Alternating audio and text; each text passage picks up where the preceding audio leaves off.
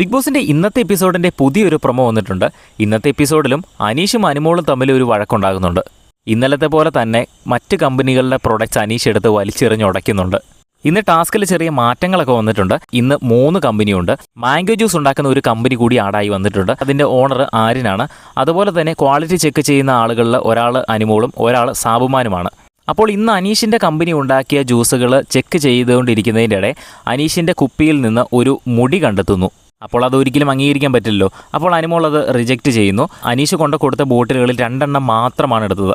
ബാക്കിയെല്ലാം തന്നെ റിജക്റ്റ് ചെയ്തു.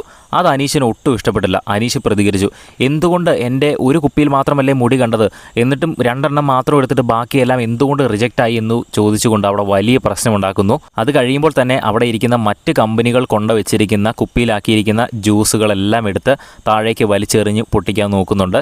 ഇന്നലെ എന്താണ് സംഭവിച്ചത് അതുപോലെ തന്നെയാണ് ഇന്ന് സംഭവിച്ചിരിക്കുന്നത്.